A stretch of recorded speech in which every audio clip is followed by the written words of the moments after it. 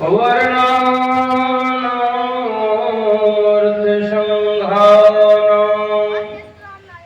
रसानां छन्दसामपि मंगलानां च कर्तारं वन्दे वाणी विनायको रामाय रामभद्राय रामचन्द्राय वेदसे रघुनाथाय नाथाय श्रीसीताय पते अंजनानन्दनं वीरं जानकी शोकनाशनं कपीशमोक्षहंकारं वन्दे लङ्काभयङ्करम्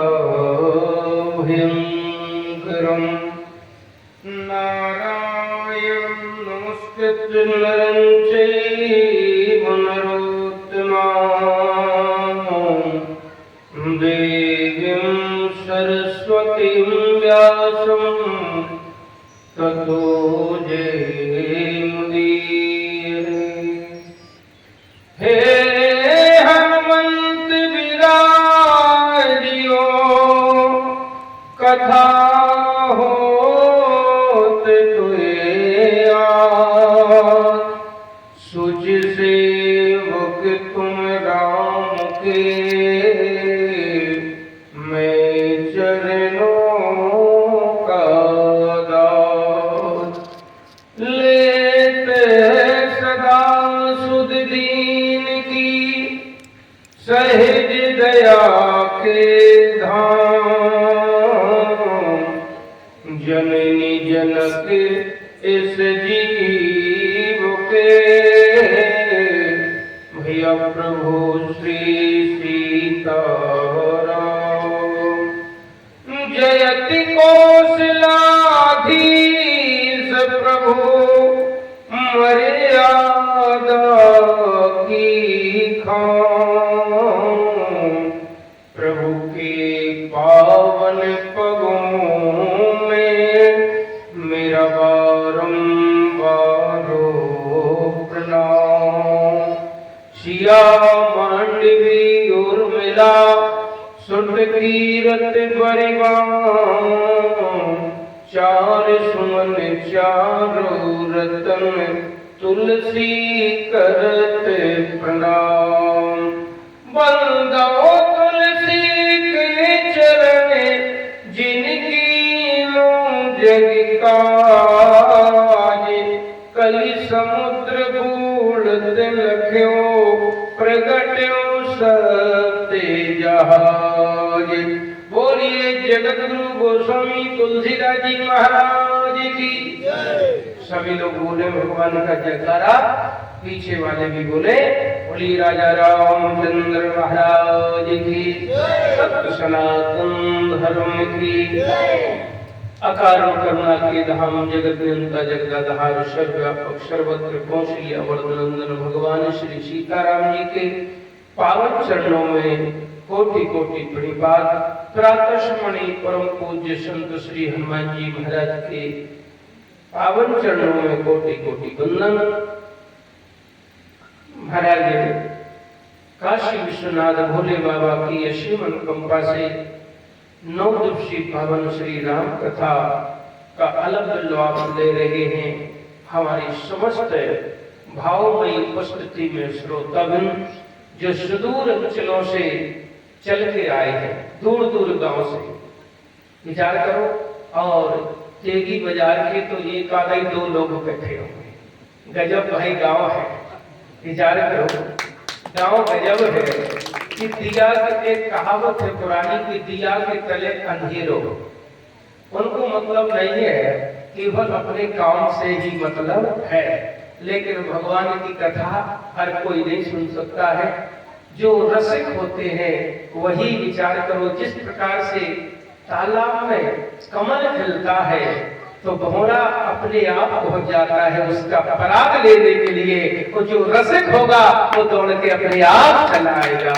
बंधुओं, जिस पर प्रभु की कृपा है ऐसे हमारे आए हुए समस्त भक्तवृंद सीता अनुसुईया और मला की पच्चीनों पर चलने वाली अर्चनी बंदनी है मातृ शक्ति भारत वाटिका के खिले खिले पुष्पों के रूप में परिणित होने वाले छोटे छोटे बालक एवं बालिकाएं सनातन धर्म के लिए समर्पित परम श्रद्धेय सम्मानी दीपचंद्र जी गुप्ता और बच्चा जी, उनको कहते हैं बड़े सहज हैं, बड़े सरल हैं।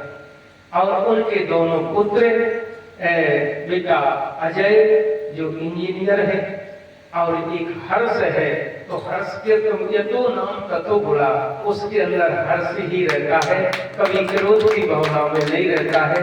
ऐसे बेटा वो मंच का कुशल संचालन कर रहे हैं। विचार करो, बड़े भाव में उपस्थिति में अपने पूरा समय व्यतीत करते हैं, जिनको न घर की चिंता न परिवार की चिंता है। हमें चिंता उनकी नहीं, उन्हें चिंता हमारी है। आए ऐसे हमारे परम श्रद्धेय भैया सच्चिदानंद जी मिश्रा जो अपना पूर्ण रूप से समर्पण, जो होता समर्पण, भाई हम आप लोग भी सब देखते हैं, लेकिन ऐसे भगवान के प्रति समर्पित अभी अपने बाल व्यास के रूप में परम वंदनीय बेटी स्वाति शुक्ला, क्या गजब की भगवान की कृपा है। जो वर्णा नाम अर्थ संज्ञा नाम से विचार करो शुरू करती है और मानवत रामचरितमानस को आत्मपान इन्होंने अपना जीवन बना लिया है। बड़ी सुंदर कथा इतनी सी उम्र में कह रही है, ये बड़े गर्व की बात है। उनके माता पिता को, उनके परिवार के लिए ऐसी बेटी होना बड़ी गर्व की बात है। बंधुओं, आओ हमारे सम्मानित श्री पंडित जी महाराज जो आपके आचार्य हैं, उनको मैं मंच से सादर प्रणाम करता हूँ। और दो बार प्रभु का नाम बड़ी मस्ती के साथ हस्ती को मिटाते हुए सभी वही जितने लोग हैं वो हम तो कहते हैं कि जहाँ तक माइक के माध्यम से आवाज पहुँच रही हो इतने श्रोता उपस्थित हो जाए कि लगे कि कम से कम हम कथा में विराजमान। लेकिन लोग कहते महाराज क्या करें, मेरे पास समय है क्या नहीं है, समय नहीं है, समय नहीं है। लेकिन एक ध्यान करना, मुझे एक नारायण कवि की बात याद आती है। नारायण कवि हुए हैं। नारायण कवि कहते हैं जब यमराज के दूत जब प्राण लेने के लिए आते हैं तो फिर उनसे कहोगे कि समय नहीं है भाई, कहोगे क्या? नारायण जब आए के तेरी हम पकड़ेगे बाय, उन्हों से तब कह दियो हमें फुर्सत है गाय, उन्हों से तब कह दियो हमें फुर्सत है गाय। बंधुओं, समय नहीं होता है, समय निकालना पड़ता। तो हम और आप लोग सोच रहे हैं कि ये घर बार ये सब हम चला रहे हैं। अरे चलाने वाले तो पहले से उपस्थित है, अब नहीं रहेंगे फिर भी चलेगा। वो हम नहीं थे फिर भी संसार चल रहा है, लेकिन हम आप लोगों को लगता है कि हम चला रहे हैं, चलाने वाला करने वाला कोई दूसरा है। बंधुओं, इसलिए ये भाव मत रखो जैसा भगवान जिस स्थिति में हमें आपको। बंधुओं, ये भगवान की बड़ी कृपा है कि एक हमारे सम्माननीय श्री दीपचंद्र जी बड़े सहज सरल, आज हम सुबह सुबह उनके साथ में घूमने गए तो कोई कहे न कहे, लेकिन चाहे छोटा हो चाहे बड़ा हो चाहे हम सब कक्ष हो, सबको सीताराम करते जा रहे थे। ये होता कुछ लोग कर रहे थे, उनसे कुछ नहीं कर रहे थे। ये जीवन की सरलता और सहजता है। और जहाँ सरलता होती है बंधुओं, अहंकार के कारण हम किसी को नबरे नहीं कर सकते। कौन हो, क्या हो, कैसे हो, मतलब नहीं। लेकिन बंधुओं, तुलसीदास जी कहते यह कहना सबने को माथा हरस चले ही धैर्य रघुनाथा। हनुमान जी महाराज की 9 लाख वर्ष से त्रेता से लेके आज तक पूजा हो रही है, हो रही कि नहीं? लेकिन हम और आप लोग दुनिया से चले जाएंगे, हमें कोई मरने के बाद 15 दिन कुंवार में करेजे में पानी देने वाला भी नहीं मिलेगा। लेकिन हनुमान जी को, बोले हनुमान जी को आज तक घर घर में, गांव गांव में, जिला जिला में, प्रदेश प्रदेश में, पूरे भारत में, पूरे विश्व में पूजा हो रही है। बोले क्यों? उन्होंने छोटे बड़े और पर नारी को मां बनाया है, उसके कारण आज सब जगह पूजा हो रही है। बंधुओं, जी भाव होना चाहिए, लेकिन अहंकार के कारण हम झुकना नहीं चाहते हैं। तो आओ हम और आप लोग भगवान की मंगलमयी उपस्थिति में पहले भगवान का नाम सभी लोग, देखो हमारे भाई लोग आए हैं, माताएं आई हैं, वैसे मैं कभी कहता नहीं हूँ, लेकिन कभी कभी कह देता हूँ। क्यों? धर्माचारी नहीं कहेंगे तो फिर कैसे हमारे समाज को महाराज एक ज्ञान मिलेगा? इतनी माताएं हम पहली बार देख रहे हैं कि खाली आती और खाली चली जाती है। विचार करो, हमारी माताओं में देखते श्रद्धा है, भक्ति है, भाव है। जहां भी जाते हैं पूरे भारत में कथा करने का सौभाग्य भोले बाबा की कृपा से मिलता है। ज्यादा तो नहीं कह सकते हैं, न हम कहते हैं कि हम राष्ट्रीय वक्ता है, लेकिन हमारे भैया ने बड़े सहज भाव से, लेकिन प्रभु जहां कई प्रदेशों में पहुंचा देते तो चले जाते हैं। लेकिन हमारी माताएं जहां जाती है अपनी श्रद्धा रूपी समर्पित फल जरूर करती है। जो कुछ होता है ये हमारी परम वंदनीय है।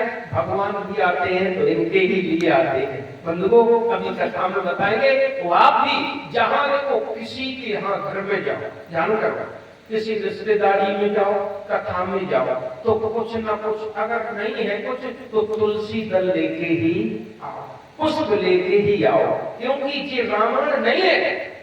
भगवान जहां पर श्रीमद् भागवत की कथा होती है वो भगवान कृष्ण की जो महाराज पुराण रखा है वो पुराण नहीं है।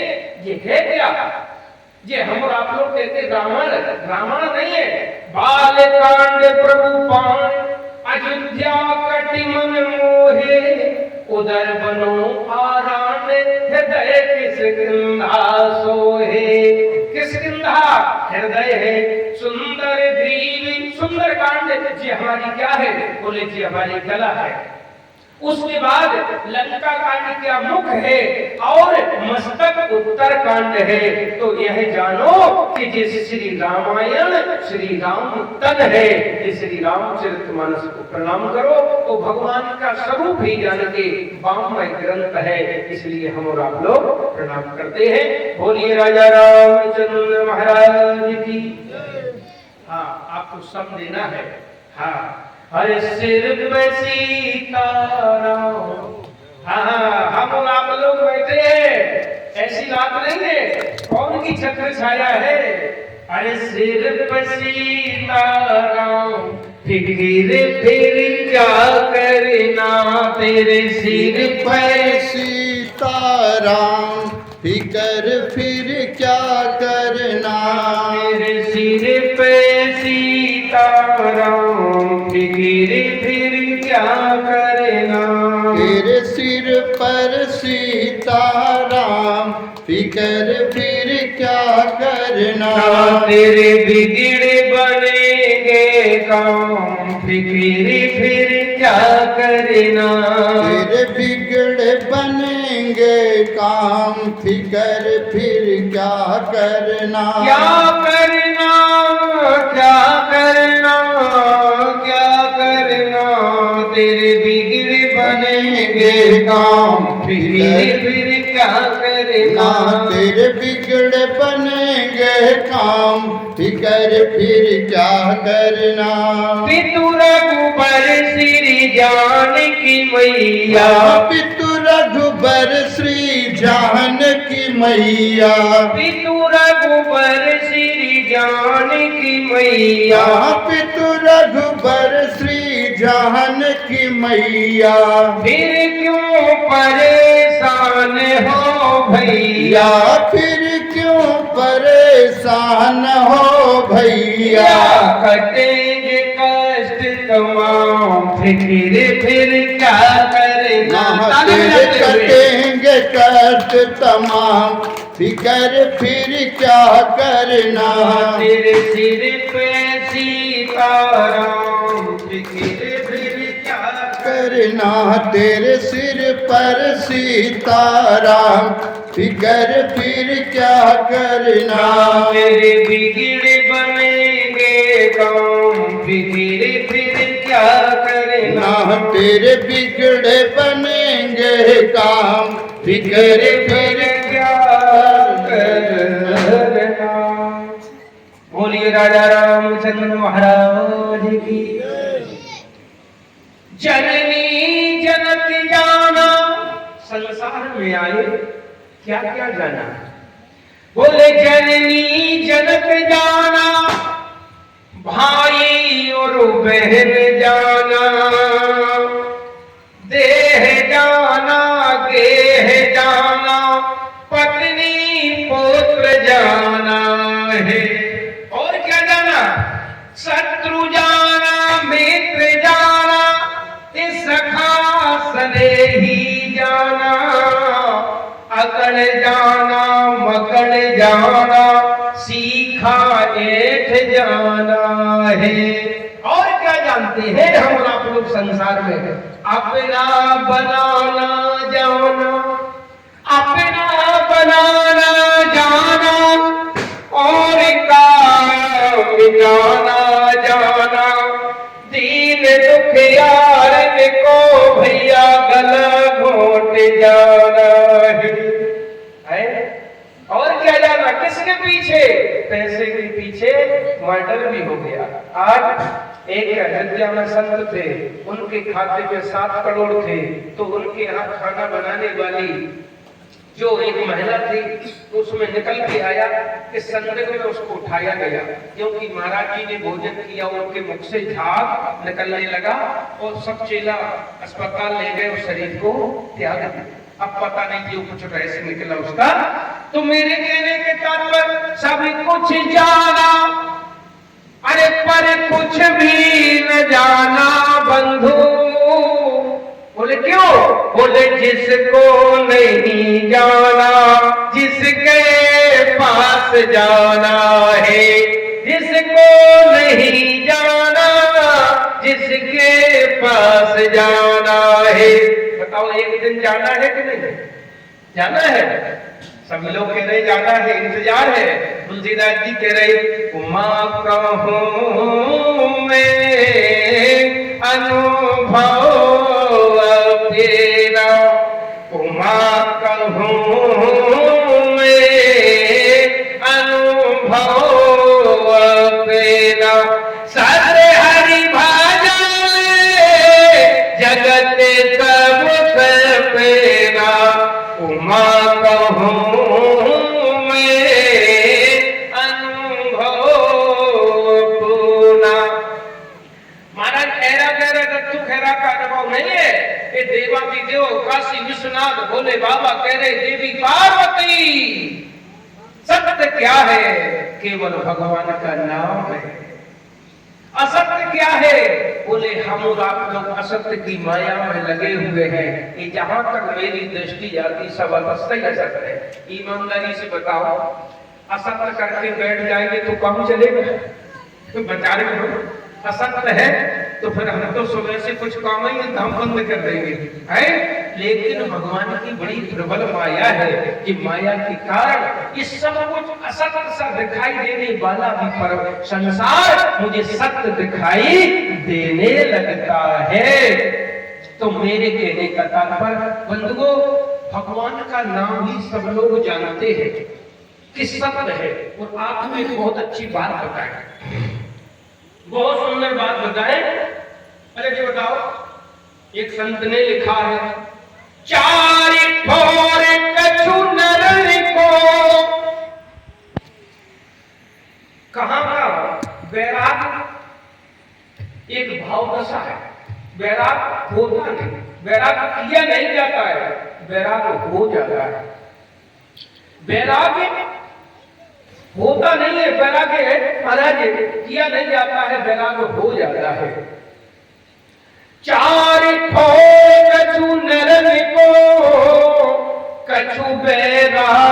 चढ़लते।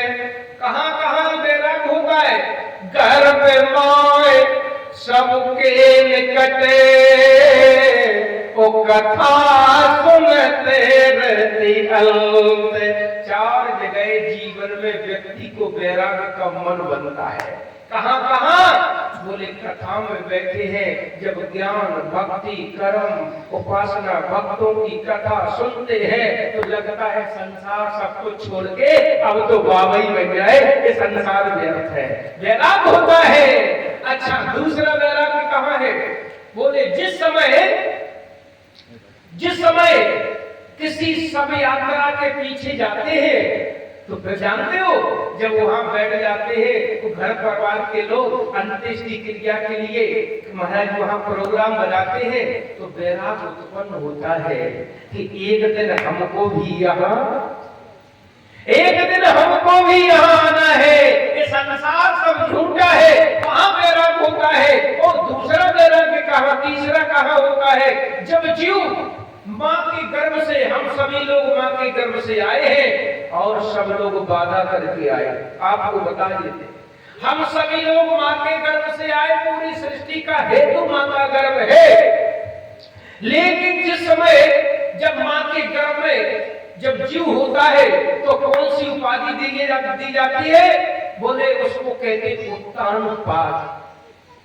उत्तानपाद का मतलब कि पैर ऊपर को होते हैं, सर नीचे को होता है। तो जब माँ के मल मूत्र से माँ उसमें महाराज कोई चटपटा कड़वा जो भोजन करती है, तो जब जीव उस गर्भ अवस्था में पड़ रहा है तो उसको अनेक महाराज यातनाएं मिलती है। इतना महाराज यातनाएं मिलती है जैसे नरक में। तो जीव भगवान से हम सभी लोग प्रार्थना करके आए, अकेले हम नहीं, आप सब लोग करके आए हैं। तो भगवान से कहते हैं, हे प्रभु इससे मुझे उबार दो, मुझसे इससे मुक्ति दिला दो। तो भगवान कहते क्या करोगे? बोले प्रभु हम जाके पक्का आपसे एक वादा करते हैं कि जैसे पृथ्वी पे जाएंगे, मुझे नरक से दूर हो जाएंगे तो हम जाकर भजन करेंगे। ईमानदारी से कोई करता है पालन? कितने लोग बैठे हैं, हम परीक्षा की दृष्टि से नहीं पूछ रहे।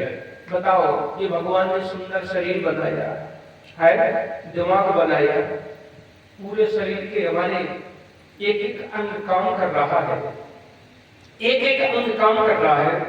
अच्छा, ये किसकी कृपा है?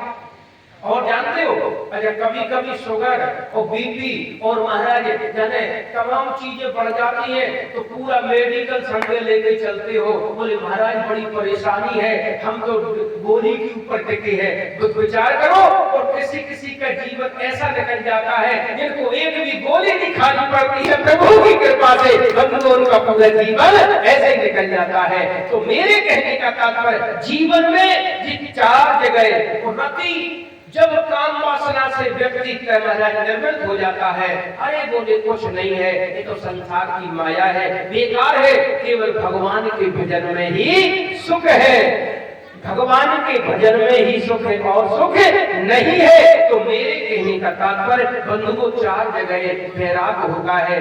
इस वैराग में हम और आप लोग देखें, जैसे यहाँ बैठे हैं और जब वृंदावन जाते हैं सभी लोग, तो वृंदावन में कोई भी रिक्शा वाला भी हो तो वृंदावन की महिमा क्या है? वहां क्या कहता है रिक्शा वाला? घंटी नहीं बजाता है, क्या कहता है भैया सच्चिदानंद? हाँ, सभी लोग जानते हैं, बोले राधे राधे राधे राधे कहते हैं। क्यों? वहां की अधिष्ठात्री देवी कौन है? राधे राधे। तो वहां राधे राधे का महत्व है। अच्छा, आपके यहाँ बनारस में जाओ तो बाबा विश्वनाथ के यहाँ क्या कहते हैं सब लोग?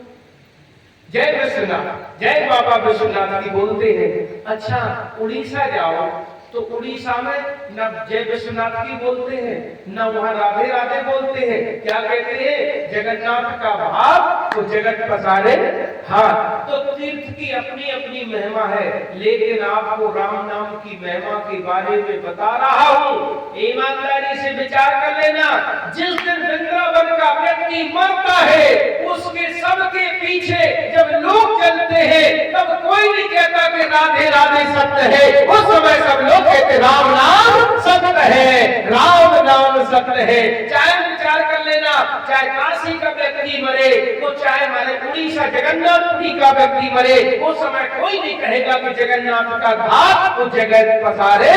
हाँ, उस समय तो सब लोग क्या कहेंगे? बोले राम नाम।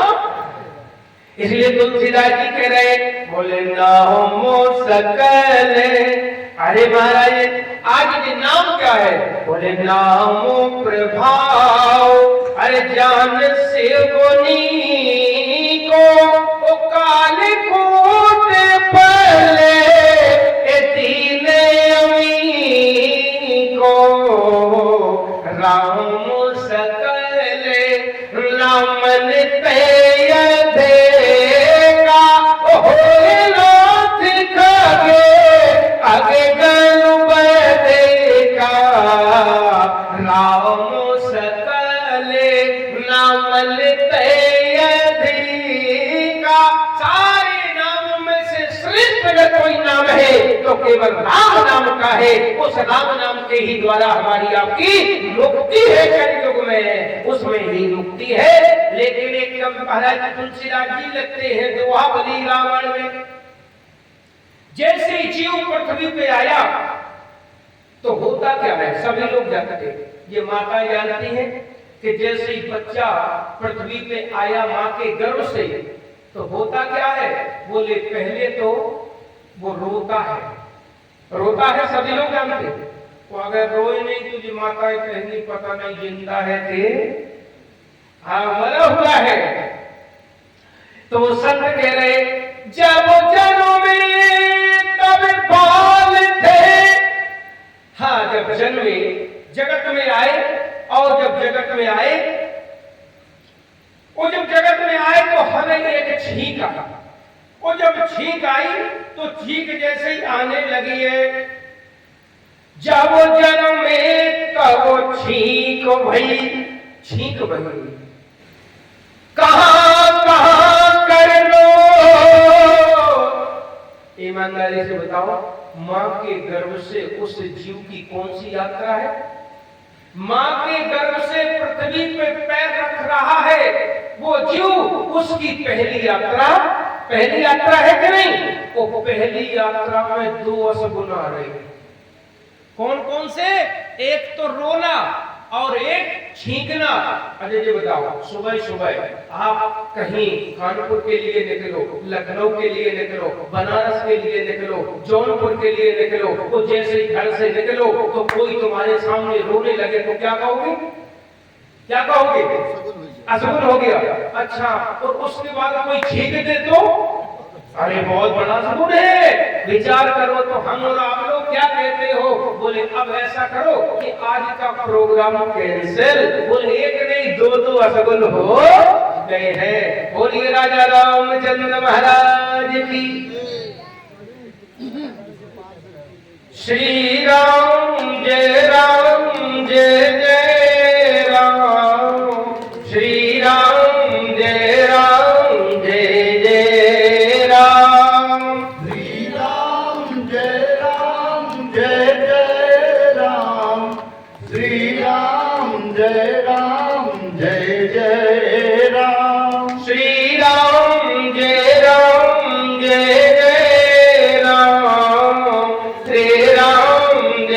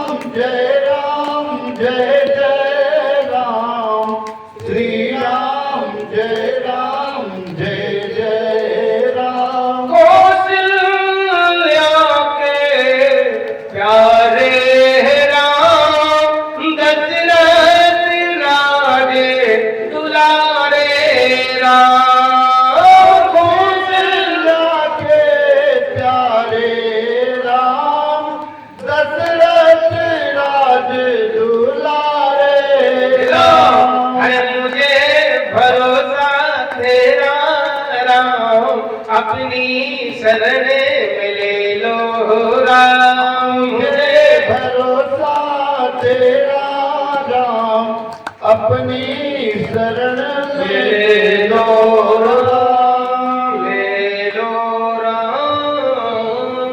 हमारे भैया का साउंड बहुत अच्छा है, बहुत जगह देखा, लेकिन बहुत सुंदर साउंड है। इनकी जितनी तारीफ करो वो भी कम है। और ये राजा रामचंद्र महाराज की। आओ, जो मैं कहने जा रहा था, अवश्य श्रोता भक्ता ज्ञान में दी, क्योंकि जब तक हमारा आपसे तारतम्य मिलता रहता है तो कथा निकलती रहती है। तो जहाँ बीच में डिस्टर्ब है तो हम आपसे पहले हो जाते हैं। हाँ, तो आओ, जो मैं आपके सामने कह रहा था कि जैसे जीव आया पृथ्वी पर तो उसके साथ में दो दो असगुण है। और जब दो दो असगुण है तो तुलसीदास जी लिख रहे हैं, जाओ जन्म में महाराज जी पृथ्वी पे आए, और जब पृथ्वी पे आए जाओ जन्म में तब छींको भई, छींके कहलाई। जाओ जन्म में तब छींको भई, कहां कहां कर लो, क्योंकि उस जीव का तारतम्य। अब बताओ, इधर देखने लग गए, देखते देखते मोतियाबिंद आ गया, लेकिन फिर भी देखना बंद। हाँ, यही तो जीव की चंचलता है। कथा में बैठे हैं, आजकल कथा भी बैठ रही है। अब हम इधर माता जी आए, ठीक है वो बैठ रही है, लेकिन हम तो मन हनुमान जी जैसा लगाए। लेकिन इधर यही तो संसार की चकाचौंध है, चारों तरफ देखने की। आओ, जो मैं कहने जा रहा था, जब जन्म में तब छींको भई, कहां कहां कर रोए। वो जीव आ गया पृथ्वी पर, कहता कहां कहां कहां, हम कहां गए। बोले क्यों? बोले उसका डायरेक्ट नारायण से संबंध था, भगवान से संबंध था, भगवान से बात करता था। जब पृथ्वी पे आया तो तुलसीदास जी क्या कह रहे, जब जन्म में तब छींको भई, कहां कहां कर रोए। तुलसी ऐसे जीव की तो कुशल कहते हो। कुशल होने वाली नहीं तुलसीदास जी कह रहे। एक बार कबीरदास जी से पूछा उनके संतों महाराज शिष्यों ने, बाबा, बोले हाँ, कुछ सत्संग सुनाओ, कुशल से हो, कुशल से हो। कबीरदास जी झल्ला पड़े। कबीरदास जी कहने लगे, जब आते हो तब एक एक बात कहते हो, कुशल से हो, कुशल से हो। कबीरदास जी क्या कहते हो, कुशल कुशल के कहत ही जग में कुशल न को। क्यों? कि माया मिटी न मन मरा, तो कुशल कहते हो। बंधुओं, ये वासनाओं से मन नहीं बना है, और माया ऐसी लगी है। इस मुझे कुशल होने, ईमानदारी बताओ, ये माया है। ये वैसे ये हमारा है क्या है? लेकिन हमने समझ लिया हमारा है। अरे काय को चक्कर में पड़े, हमारा शरीर नहीं है तो ये फिर हमारा क्या है? लेकिन हमने रखा है। अच्छा जी बताओ, ये माइक है, ये माइक मेरा है कि मुझे मिला है? मिला है तो मिलने पे कोई अधिकार नहीं होना चाहिए। अजय जी बताओ, पत्नी तुम्हारी है कि तुम्हें मिली है? अरे बताओ, अब तुम चुप हो गए। पत्नी तुम्हारी नहीं है। बोले क्यों? जब तुम 20 साल के थे तो बीच में मिली, बीच में छूट गई है। ये तुम्हारी नहीं है, तुम्हें मिली है। ये जमीन हमारी नहीं है, हमें मिली है। ये शरीर हमारा नहीं है, हमें मिला है। लेकिन बंधु, वो सब कुछ ज्ञान की बात जानने के बाद बाहर गए श्री धर्माया ने अपना प्रभाव दिखा दिया, सब भूल गए, विचार कर लेगा, सब भूल गए। तो तुलसीदास जी कहते हैं, अब देखो एक तुलसीदास जी की बात कुशल कही नहीं है। अच्छा कबीरदास जी कहते माया मिटी न मन मरा तो कुशल कहाँ ते होए।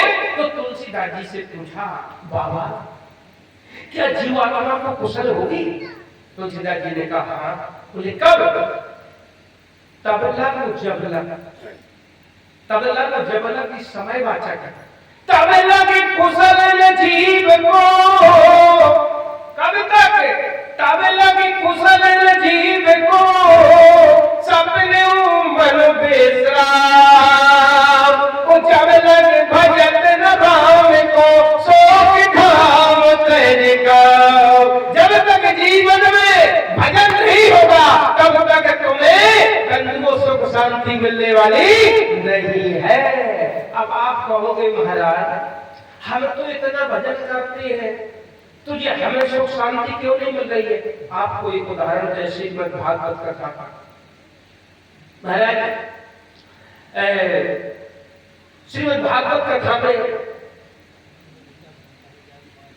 जिस समय कथा आई महाराज धुंधकाली की, जब धुंधकाली की कथा आती है तो धुंधकाली के पिताजी ने बहुत महाराज संपत्ति थी, आत्मदेव बहुत संपत्ति थी, इतनी संपत्ति थी यज्ञ करा के अनुष्ठान करा के सब जोड़ जोड़ के इकट्ठी किया और लेकिन उनके कोई पुत्र नहीं था। जब पुत्र नहीं था तो सारे समाज ने उनका बहिष्कार कर दिया। बोले इनके घर में तो हम एक लोटा जल भी ग्रहण नहीं कर सकते हैं। जो निपुत्र होता है वो बड़ा पापी होता है। छोटी छोटी कन्या उनके यहाँ भोजन के लिए नहीं जाए और ब्राह्मण भी उनका बहिष्कार कर दिया। तो उनने कहा कि संपत्ति से क्या करेंगे, इससे तो अच्छा है अपने शरीर का परित्याग कर देना चाहिए, क्योंकि समाज सबसे बड़ी प्रतिष्ठा होती है, भले पैसा न हो। आत्मदेव जंगल में गए, एक सन्यासी महाराज के आश्रम में पहुंचे। सन्यासी महाराज आश्रम कहा महाराज, बोले जी बताओ। बोले हमारा हाथ देखिए। बोले क्यों? जी बताओ हमारे पुत्र है कि नहीं? पुत्र? बोले हाँ।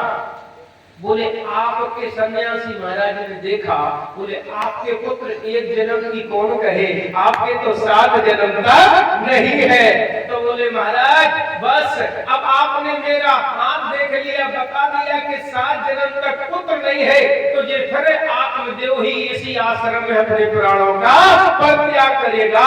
अब संत घबरा गए, कहां से कहां कि हमारे आश्रम में क्यों मर रहे, कहीं दूर जाकर मरो। बोले नहीं यही मरेंगे, नहीं आप उपाय करिए। अच्छा तो महात्मा बंधुओं, क्योंकि अगर विधि के विधान को कोई खत्म कर सकता है तो केवल शक्ति है तो केवल संत में है, संत में है। तो उन्होंने एक फल दिया, फल ले आए, को ले जाकर पत्नी को खिला देना, पत्नी गर्भवती होगी, बच्चा तुम्हारे हो जाएगा। अब जैसे घर में आए धुंधकाली से कहा देवी एक संत ने ये फल दिया है, इस फल को प्राप्त करिए। अब धुंधकाली ने क्या होगा इससे? अरे तुम गर्भवती हो जाओगी। ओहो, धुंधकाली ने विचार किया, अपनी बहन को बुला लिया। अच्छा बहन को बुला लिया तो विचार करने लगी, तो क्या होगा? बोले जब हमारे गर्भ में बच्चा आएगा तो पेट बड़ा होगा, वो पेट बड़ा होगा तो जो डाइट लेती हूँ काजू किशमिश अखरोट बादाम की वो नहीं खा पाएंगी। फिर बोले फिर चल नहीं पाएंगी, तो क्या करें? बोले ये तो गड़बड़ है और फिर हमको 4-6 महीना परेशानी पड़ेगी, बहुत दर्द होगा, बहुत पीड़ा होगी। लेकिन अपनी बहन को बुलाया तो बहन ने कहा ठीक है हम अपना बच्चा दे देंगे, तुम ये गाय को खिला दे, गाय को खिला दो। तो चुपचाप गई तो उन्होंने गाय को खिला दिया। अनुगत वह समय आया तो गाय के द्वारा जो संत ने महाराज को फल दिया था उसके महाराज जानते हो कौन? बोले उनके यहाँ भी बच्चा जन्मा और इधर से वो अपने बहन का बच्चा आया, वो बहन के बच्चे को रख लिया। अब गांव में महाराज इधर क्या हुआ, गोकर्ण गाय के जन्म, महाराज गाय से जन्म लिया, और इधर इनके यहाँ पर महाराज बालक का जन्म हुआ। तो आत्मदेव बड़े प्रसन्न है, सोने चांदी हीरा मणि माणिक सब कुछ बांट रहे। लोगों ने कहा जहाँ एक बच्चा नहीं था, अब तो इनके घर में एक गाय ने भी बच्चा दे दिया, दो बच्चा हो गए, दो बच्चा हो गए। ये भगवान की संत की कृपा है। लेकिन आत्मदेव ने कहा, ए धुंधली, बोले हाँ, बोले हम नाम रखेंगे इसका नाम, बोले हाँ, बोले आप नहीं रखोगे, दो है बच्चा, एक का तुम रखोगे, तो हम अपने बालक का नाम रखेंगे। अच्छा, आज का नाम कौन रखती? सच्चिदानंद। पंडित जी की जरूरत नहीं है जी, पंडित जी बैठे। तो फिर बोले आजकल तो मौसी रखती है नाम, लला की मौसी। हाँ, कौन कौन? टिंकू, पिंकू, रिंकू, ऐसे ऐसे नाम। लेकिन पहले नाम कैसे रखे जाते थे? भगवान से जोड़कर। बोले क्यों? बोले किसान जीवन भर व्यक्ति मगर खेती करता, किसानी करता, भगवान का नाम नहीं ले सकता है। लेकिन मरते समय अपने बच्चा की मोह के कारण अपने बच्चा का नाम राम से नहीं है। अगर उसने राम से नहीं को पुकार दिया, तो उसके प्राण निकल गए तो उसका उद्धार हो जाएगा। लेकिन आज के लोग पता नहीं आयरन नाम है, विचार करो जी, ऐसे ऐसे नाम है। भगवान से शिव शंकर नाम होते हैं, श्याम बिहारी होते हैं, राम बिहारी होते हैं, श्याम शंकर होते हैं, ये सब बंद हो गए। अब तो जाने कौन सा ट्रेंड चल गया, नाम भी बदल गए सब। पहले भगवान के नाम से पूर्वज रखते थे, जैसे आपका नाम सच्चिदानंद, तो सच्चिदानंद का मतलब क्या? सच्चित आनंद देने वाले। हे परमात्मा तुम्हारी जय हो। सच्चिदानंद रूपाय विशोधपत्यादि हेतवे तापत्रय विनाशाय श्री कृष्णाय वयम नुमः। हम प्रणाम करते हैं। तो मेरे कहने का तात्पर्य, तो ऐसे नाम दोनों ने कहा ठीक है। बोले तुम क्या नाम रखोगी? बोले हमारा नाम धुंधली है, तो हम इसका नाम धुंधकाली रखेंगे।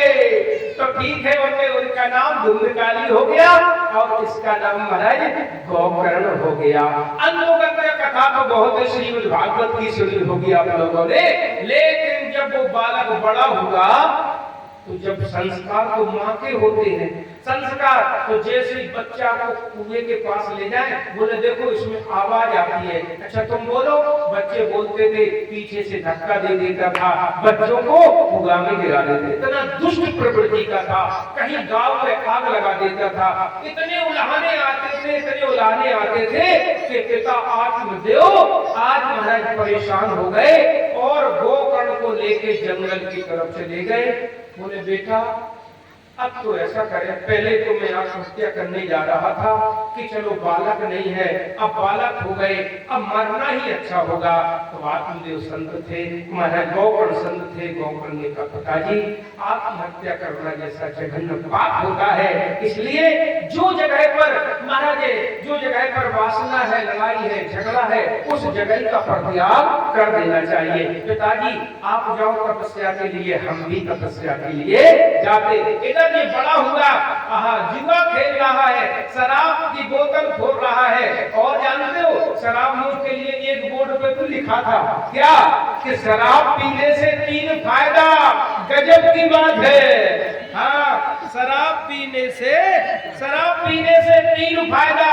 बोले नंबर 1, बोले क्या कि शराबी को कभी कुत्ता नहीं काटता है। नीचे क्या लिखा था? बोले चाटता है, जब गिर जाता है तो चाटता है। अच्छा, नंबर 2 लिखा था, बोले शराबियों के घर में कभी चोर नहीं आते हैं। बोले क्यों? बोले शराब पीते पीते 1 रुपया नहीं बचता है, तो शराब को चोर क्या ले जाएंगे।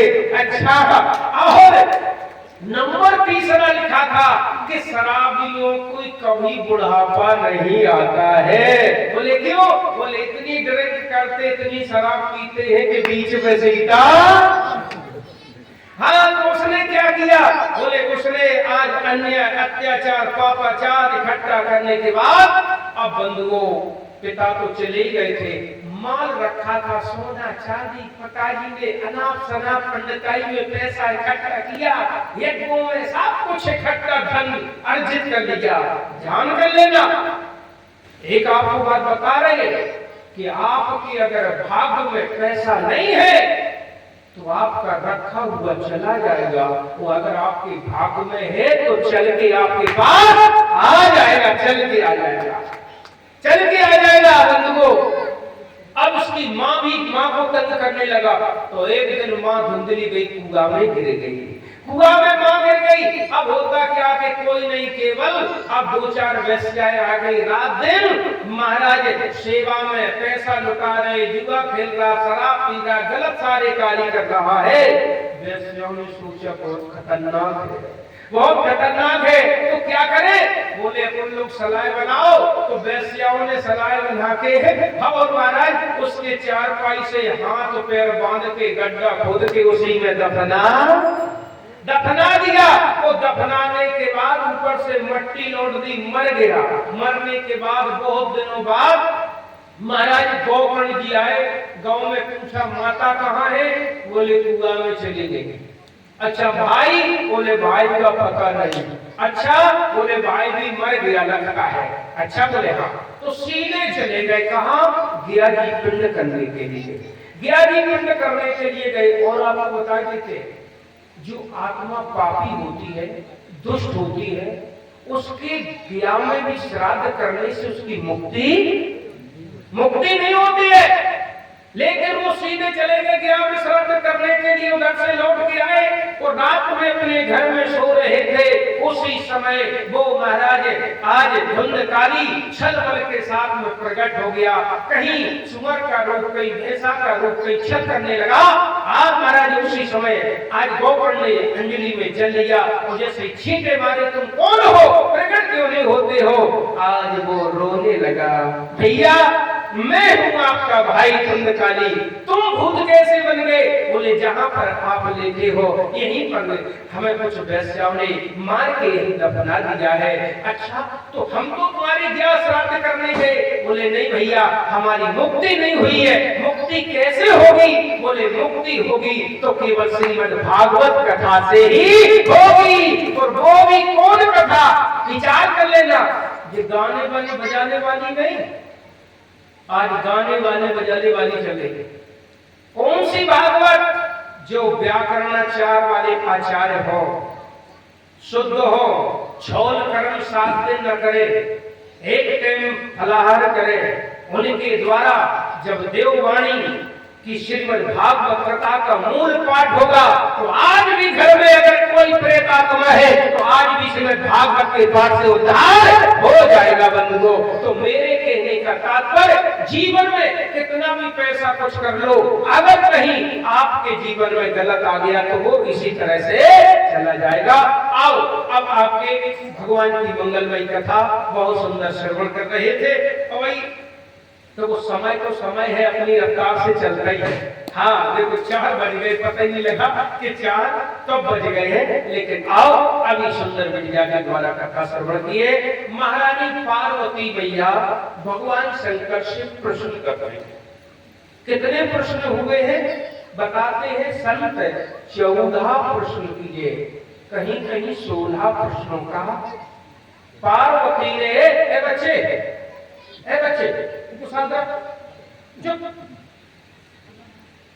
बोलिए राजा रामचंद्र महाराज की। तो कहीं कहीं 16 प्रश्न बताते हैं, कहीं कहीं महाराज 14। तो पार्वती को भगवान शंकर ने जानते हो कितने प्रश्नों का उत्तर दिया है? बोले 8 प्रश्नों का उत्तर दिया है। और क्या कहा? प्रजा सहित रघुवंश मणि किम कबे निधान। भगवान शंकर निरुत्तर हो गए, कोई उत्तर ही नहीं दिया है। अच्छा, उन्होंने कहा यथा जाने की विवाही राजे तजा के दूसर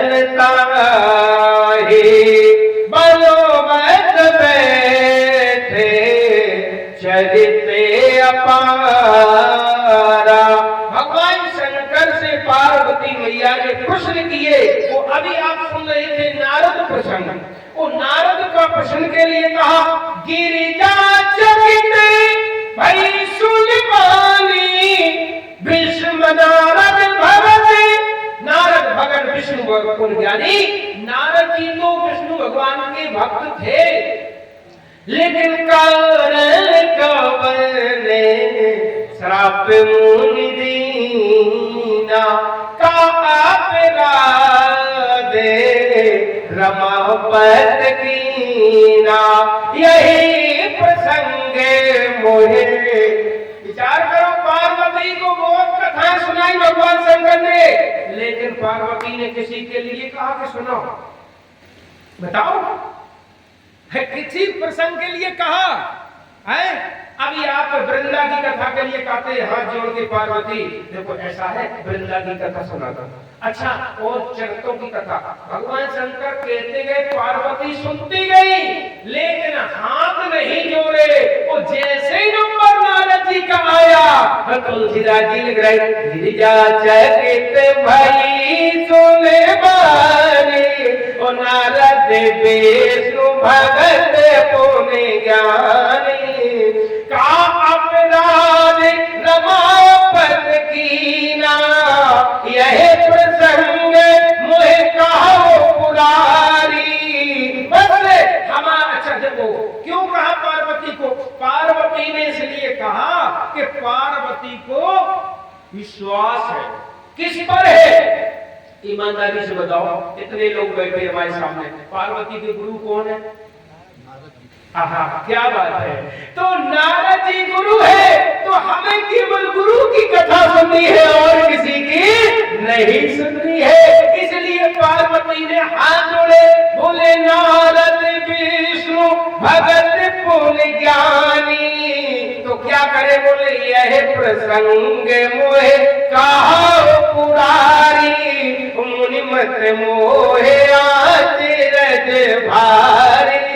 बस मुझे कोई कथा नहीं सुनो। अब आप देख लेना कि नारद जी कौन थे। बोले नारद जी भगवान के नारद जी कौन है? बोले भगवान के पुत्र हैं। ईमानदारी से बताओ, अब भगवान को चिंता कब होती है? भगवान को चिंता कब होती है? तुलसीदास जी कह रहे हैं, बोले सदा करो तिनकी रखवारी, जिव बालक के महतारी। अरे सदा करो तिनकी रखवारी, जिव बालक के महतारी। जैसे जी अपनी माताएं माना छोटे छोटे बालकों की बिल्कुल कहीं भी यहाँ कथा में बैठी है, बालक आए कथा भी सुन रही, लेकिन बालक इधर उधर अगर गए तो माता का केवल दिमाग उन्हीं के पास रहता है।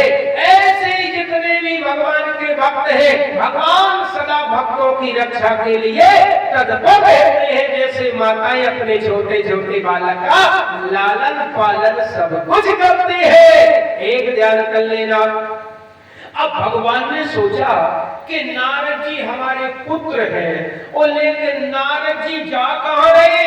बोले नारद जी महाराज कहाँ जा रहे हैं? बोले नारद जी विवाह करने के लिए जा रहे हैं। ओहो गजब! भगवान बोले एक विवाह हो जाता है तो फिर जीवन भर चक्कर काटने पड़ते हैं। तो अगर कहीं नारद का विवाह हो गया तो सब कुछ गड़बड़। अच्छा बताओ, जितने लोगों के ब्याह हो गए, हमने कह रहे जितने लोगों के विवाह हो गए वो कौन है बताए? बोले महाराज वो सब बंदर बने बैठे हैं।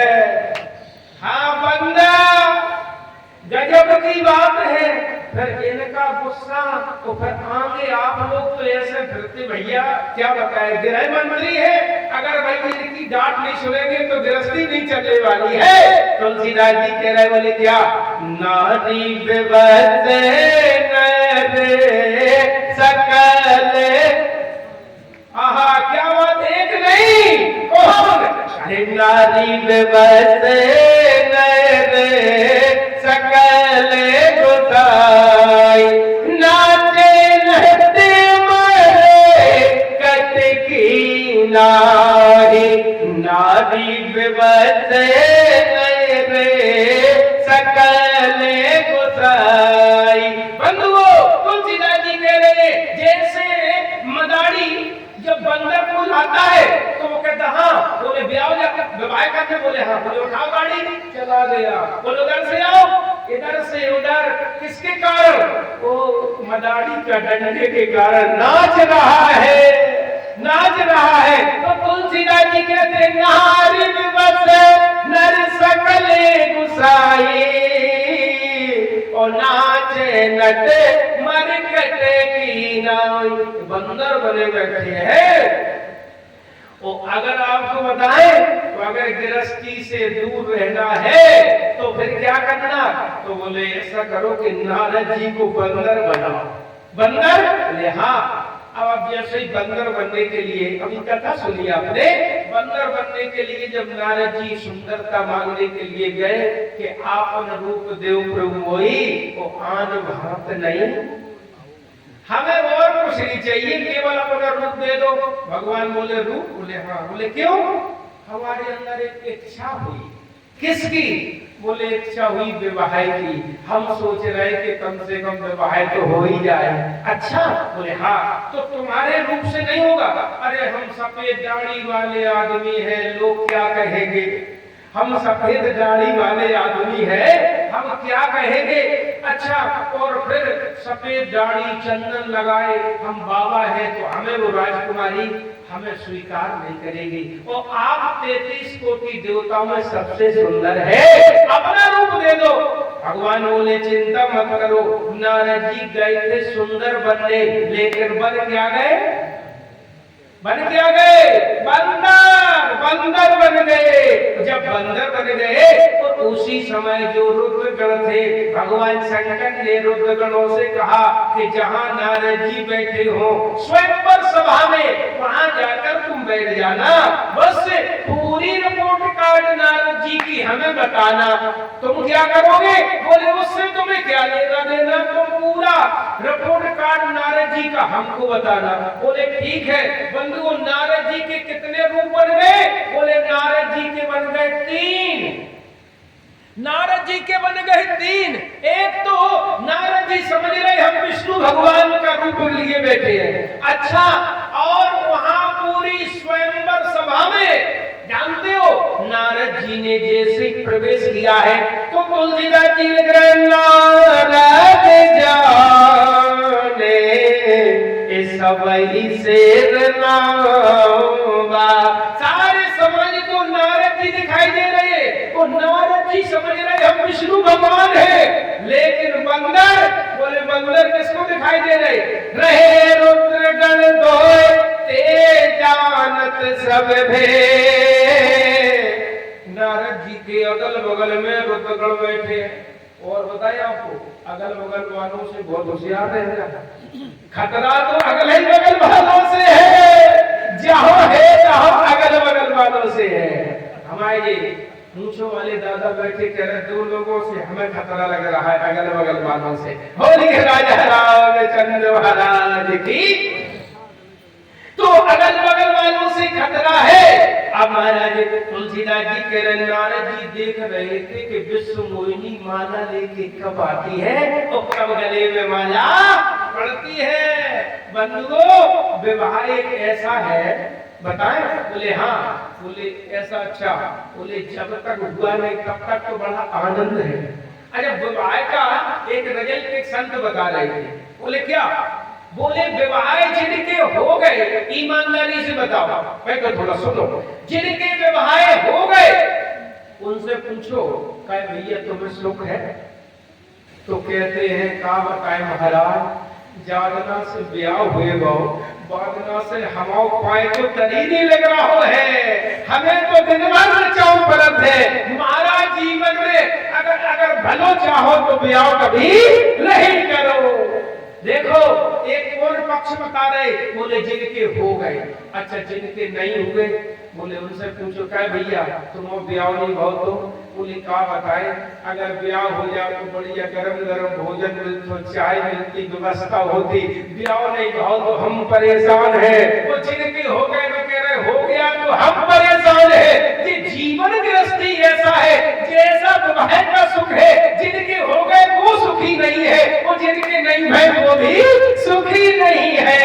अब महाराज जैसे नारद जी बैठे थे तुलसीदास जी लिख रहे बोले क्या करे कोटे नारद सुनाई उन्हीं के दीन हरि सुंदर काई अरे जय राजकुंवर छवि देखी वो इन्हें बरे हरि जान बेसेखे। अब नारद जी सामने देख रहे थे वो आप उसमें कह रहे थे गजब क्या सुंदर है क्या ब्यूटी है कितनी सुंदर है एक एक अंग पे करोड़ों कामदेव निछावर है। अब नारद जी ने सोचा ये कौन की बड़ाई कर रहे तो नारद जी ने कहा भैया कौन की कर रहे हो अरे भैया हमारे बीच में आप बैठे हो तो हम कौन की बड़ाई कर सकते हैं आपके अलावा आप इतनी सुंदर है ऐसे हैंडसम है इतने ब्यूटी पावर है आपकी सुंदरता को देखकर अरे जैसे वो कौन बोले राजकुमारी आएगी तुरंत गले में माला डाल देगी इतना सुंदर कोई नहीं है बहुत सुंदर है आपकी छवि एक मोहित कर रही है लालच दे रही है आकर्षण प्रकट कर रही है इतने सुंदर है। नारद जी बोले जानते हो बोले क्या बोले ये सुंदरता कहाँ मिली है गण बोले हमें पता नहीं कहाँ मिली है हमें बताओ अरे देखो विष्णु भगवान ने दिए। अच्छा गण बोले कोई कृपा कर सकते हैं और कोई कृपा करने वाला नहीं है इतनी सुंदरता तो कोई तुम्हें दे सकते हैं और कोई नहीं देगा। बंधुओं जैसे वो माला लेके आई उसी समय उसने देखा राजकुमारी ने बोले पिताजी को ये पता नहीं था कि कम से कम विवाह हो रहा है तो यहाँ अंदरों बंदरों की क्या जरूरत थी बंदरों की क्या जरूरत थी। लेकिन महाराज जैसे ही वो राजकुमारी माला लेके जा रही थी स्वयंवर सभा में वो जहां नारद जी बैठे थे जही देश बैठे कौन अरे नारद भोली तेही देश बेला बिलो की भूली। जितने नारद जी के आसपास 10-20 राजा बैठे थे बोले मर गए इनके कारण तो राजकुमारी हमें भी नहीं देख रही है अगर हमें देख लेती तो कम से कम अगर कहीं हमारा विवाह हो जाता लेकिन इनके कारण तो हम कहां से कहां इनकी लाइन में हम बैठ गए अपने आप को कोस रहे कि कहां से कहां इनकी लाइन में हम बैठ गए। लेकिन तुलसीदास जी कहते उसने तो देखा ही नहीं। अब नारद जी क्या कर रहे बोले बार बार उकसे अपलाई ऐसे ऊपर ऊपर को देख रहे देख दशा कौन हर गण उसका ही भगवान शंकर के गण थे बोले देखो विवाह के लिए देखो कितने ऊपर उचक रहे हैं देखिए उत्साह देखो नारद जी का। नारद जी ने सोचा चलो पहले चक्कर में नहीं देख पाया बहुत राजा है भीड़ है और जैसे ही वो दोबारा निकली तो नारद जी बोले सोचा कि चलो हम ही खास दे तो नारद जी बोले इशारा कर रहे कि हम यहाँ बैठे हैं लेकिन तुलसीदास जी कहते हैं दुल्हन लक्ष्य निवासा उन्नत समाज सबो भयो निराशा। आए विष्णु भगवान आए और राजकुमारी ने गले में माला डाली और लेके चले गए रुद्रगण बैठे थे नारद जी के ऊपर से नीचे तक पसीना बंद गए। अब रुद्रगणों ने कहा बाबा बोले हाँ बताओ बोले कभी शीशा में मुंह देखा है ईमानदारी से बताओ जितने लोग आए हैं तो ये शीशा क्या है बोले शीशा हमारा आपका मित्र है हम घर से चले तो लगा के देख के चले वो अभी काउ से कहते समाज में शीशा देखा तो मतलब लड़ाई होने लगेगी कि नहीं होने लगेगी तो उस समय त्रेता में उस समय शीशा नहीं चलते थे तो नारद जी गए सो जैसे जल में मुख देखा ओहो जैसे ही जल में मुख देखा तो कैसे लग रही, मरकट बदन भयंकर देहि। भगवान ने वो आकृति प्रकट की है। बोले कौन सी? पर्यायवाची कौन है? कपी नहीं है, बंदर नहीं है, मरकट। मरकट का मतलब मार काट मचा देने वाला बंदर। ऐसी आकृति भगवान ने दी है। नारद जी को महाराज चक्कर आ गया।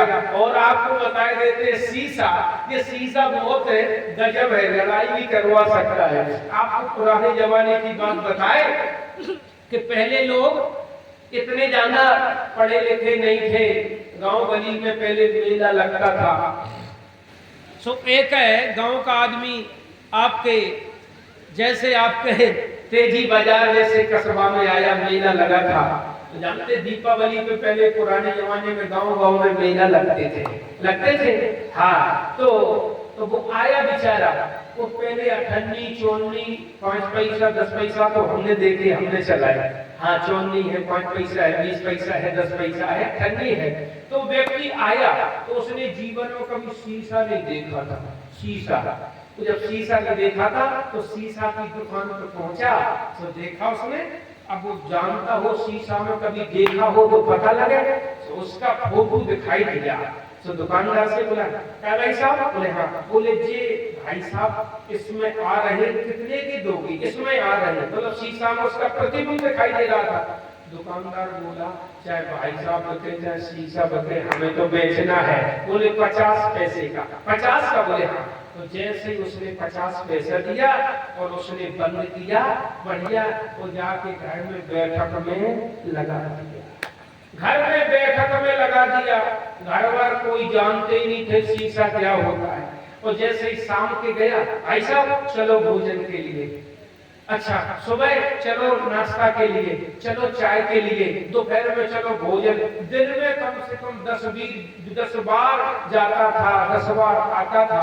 एक दिन क्या हुआ कि भाई साहब कहीं चले गए रिश्तेदारी में, तो पत्नी ने सोचा कि हो ना हो कि चलो कमरे में सफाई कर दे।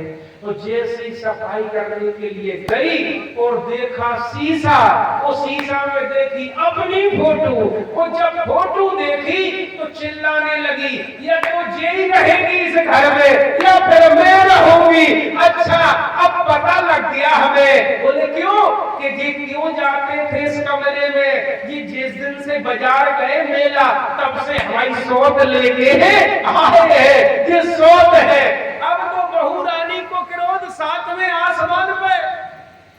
अब तब क्या हुआ कि महाराज बहू रानी चिल्ला रही थी, सास आई। सास ने कहा बेटा क्या हो गया? देखो बोले लगा की कर दू। बोले क्यों? अरे हमारी सौत लेके आई, कमरा में बैठी है सौत। बोले हाँ। तो जैसे ही वे बहू तो चिल्लाती हुई रोती हुई भीतर चली गई। वो बूढ़ी अम्मा आई, सफेद बाल थे। बूढ़ी अम्मा ने देखो, आहा, अपनी फोटो देखी तो क्या कहने लगी, ए बेटा अगर तुम्हें करना ही था तो कम से कम नई नवेली कोई लड़की के साथ में विवाह करते। ये बूढ़ी कहां से लेके आ गए? अब सास बहू का वहां पर झगड़ा चल रहा है। लेकिन तब तक क्या हुआ, एक मूंछों वाले दादा थे और जैसे ही आए हमने कहा सास बहू क्यों झगड़ती हो? बोले देखो बोले लागी कर दू। तो जैसे ही वो गए, आहा, उन्होंने कहा नहीं इसमें कोई औरत नहीं, इसमें तो आदमी दिखाई देता है। शीशा गिर गया, टूट गया। बोले इस घर में हमारी कोई कदर नहीं जानता है। बोलिए राजा रामचंद्र महाराज की। बंधुओं, नारद जी के अंदर क्या आ गया है? नारद जी के अंदर 3 विकार। कौन कौन से? काम, क्रोध और लोभ। तुलसीदास जी कहते काम क्रोध मद लोभ सबे नाथ नरक के पल। काम नारद जी के अंदर क्या? जप तप कछु न होई तेहि काला।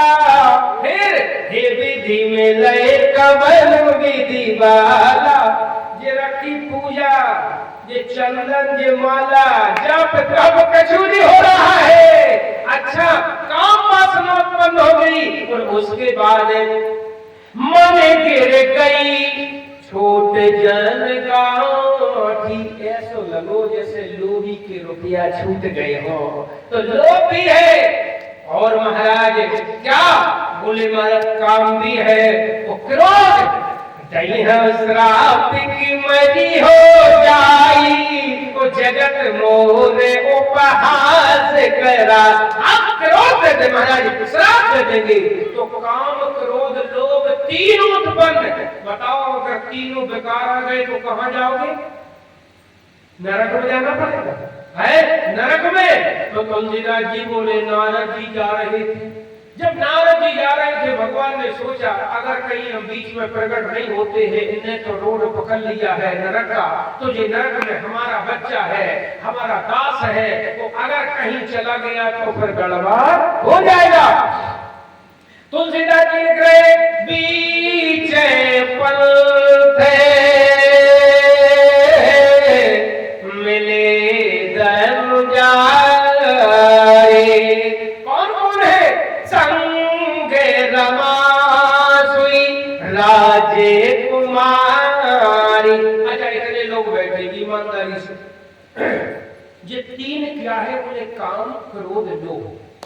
उत्तरकांड में जाए काम बाधे कपे लोभे अपारा, क्रोध पेटे लेते छाती जारा। प्रीत करे जो तीनों भाई, उपजय सर्वे पात दुखदाई। अहंकार ते दुखद जमरुआ, लंबे कपटे मदे माने नेरुआ। ये काम क्रोध लोभ, ये क्या है? हमारी तीन नाड़ी है। कौन है? तीन नाड़ी है। काम बात, कप लोभ, पित्त क्रोध। तो ईमानदारी से बताओ अगर शरीर में तीन नाड़ियां हैं तो अगर कहीं बात बढ़ता है तो डॉक्टर क्या हमारी बात को बिल्कुल नष्ट कर देगा? कर सकता है? अगर नष्ट कर देगा तो शरीर नहीं रहेगा। अच्छा पित्त बढ़ जाएगा तो डॉक्टर बैलेंस रखेगा। कफ बढ़ जाएगा तो सीरप देगा, इंजेक्शन लगाएगा, गोली। लेकिन तुम सोचो कि कफ वाली जो आपकी नाड़ी उसे नष्ट कर दे तो शरीर रहेगा है? तो शरीर नहीं रहेगा।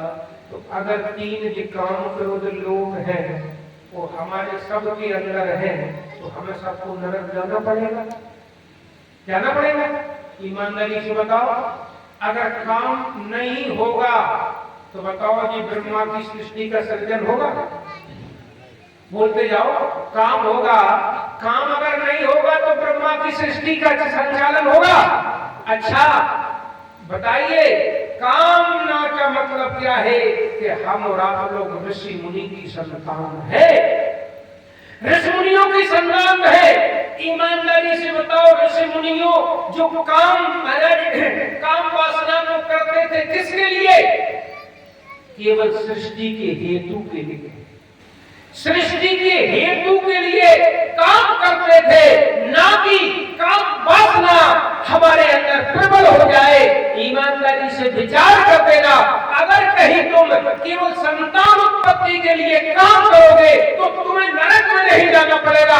अगर वासना की दृष्टि से काम करोगे तो तुम्हें नरक में जाना पड़ेगा। बंधुओं पहले हेतु था केवल संतान उत्पत्ति का। आज लोगों ने वासना बना ली है, उसके बिना तो हम रह नहीं सकते। अच्छा जी बताइए अगर क्रोध नहीं होगा, भगवान श्री राम जी क्या कह रहे? लक्ष्मण बाने आई सरासन सो क्यों बार दे विष के कृसारू।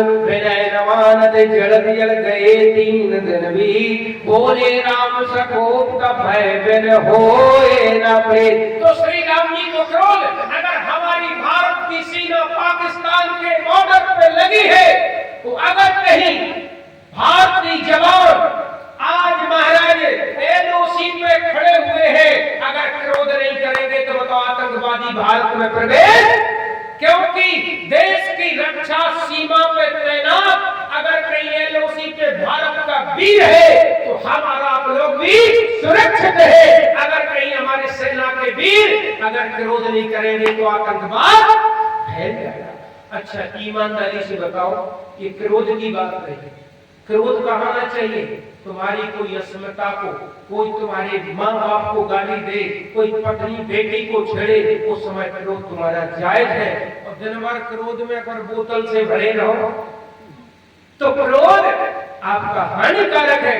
और लोभ भी जरूरी है। बोले कि ऐसा लोभ होना चाहिए, कामी क्रोधी। महाराज कह रहे हैं तुलसीदास जी, बोले क्या कह रहे हैं? तुलसीदास जी कहते हैं कि लोभ कैसा होना चाहिए? वैसे बुजुर्ग लोग बैठे हैं, ईमानदारी से बताओ, अगर लोभ नहीं करोगे तो शरीर अस्वस्थ हो सकता है, पैसा भी चाहिए। लड़का कहेगा हम अपने बाल बच्चा पढ़ाएंगे, तुम्हें पैसा दे, तो तुमको भी अपनी दवाई के लिए, कुछ खाने पीने के लिए भी पैसा लोभ करना पड़ेगा।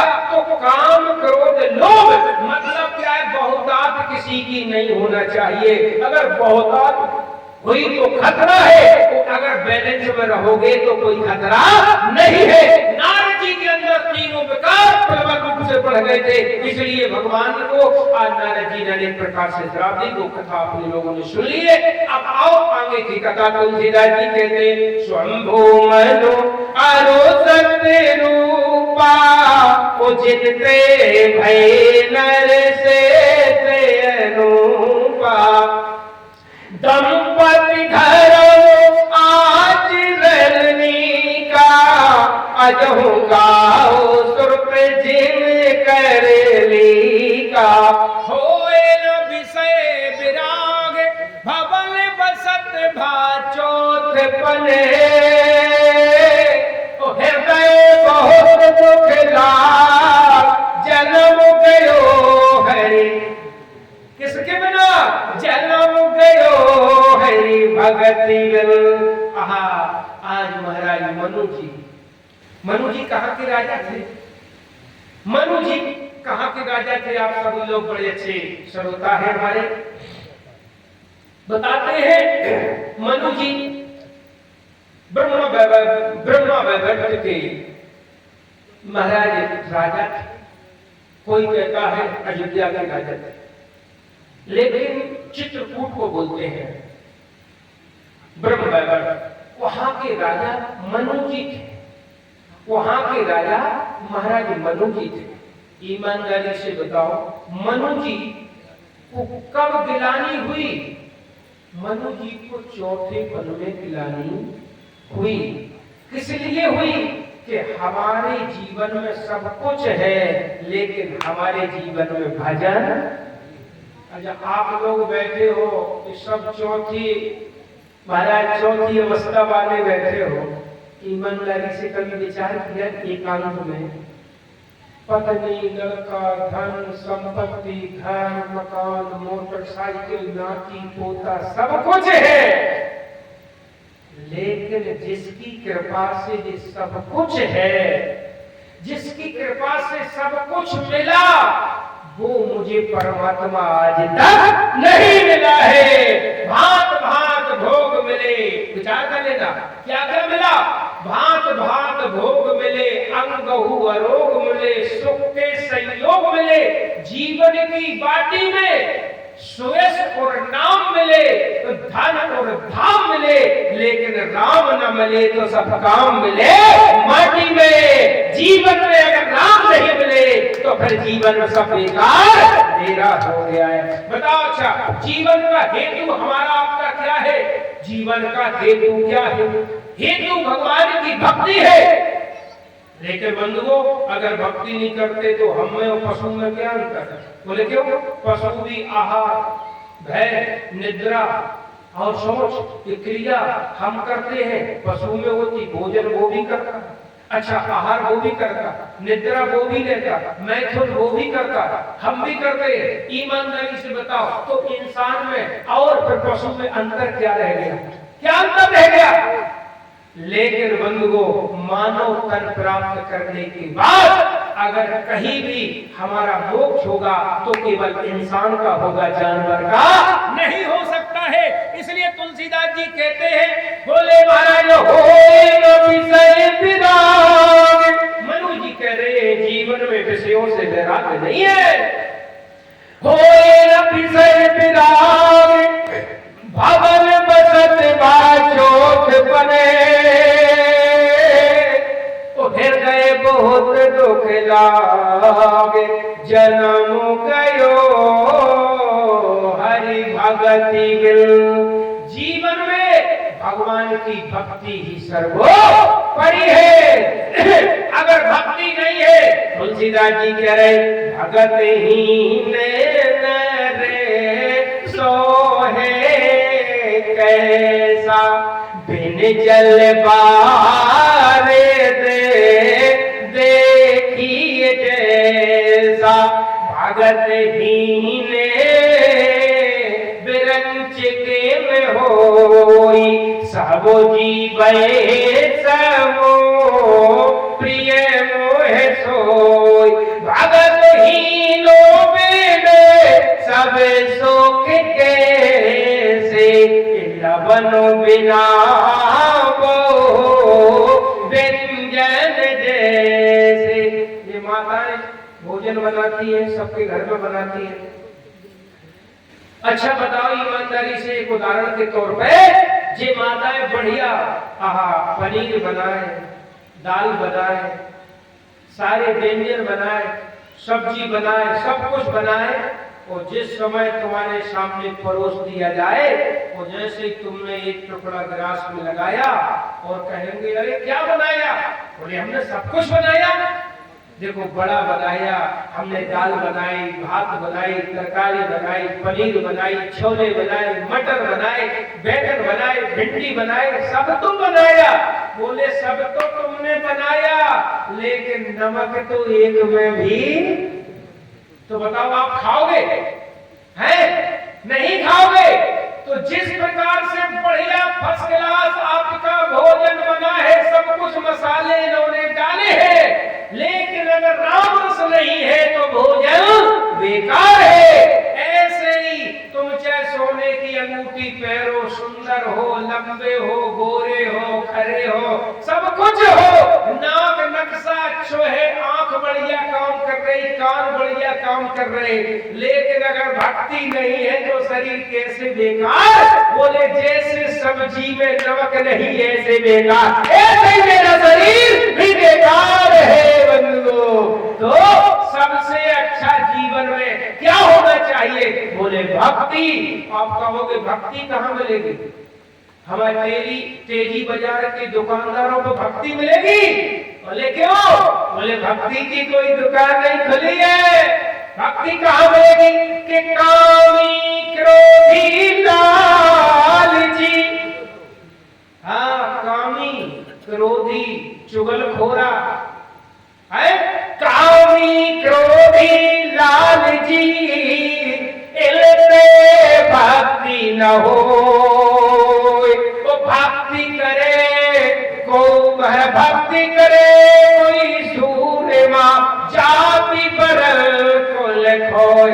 लाखों में करोड़ों में कोई एकाध भक्त होते हैं, हर कोई भक्त नहीं होते हैं। तो आप कहो महाराज कथा सुन रहे, जो मैं भाव कहना चाहता था कि गोकर्ण ने भी कथा सुनाई, लेकिन उद्धार किसका हुआ था? श्रीमद् भागवत की कथा गोकर्ण ने सुनाई तो जानते हो वो कहां बैठा था? आपने देखा है, साथ हमारे व्यासी महाराज बैठे हैं, बांस लगाया जाता है।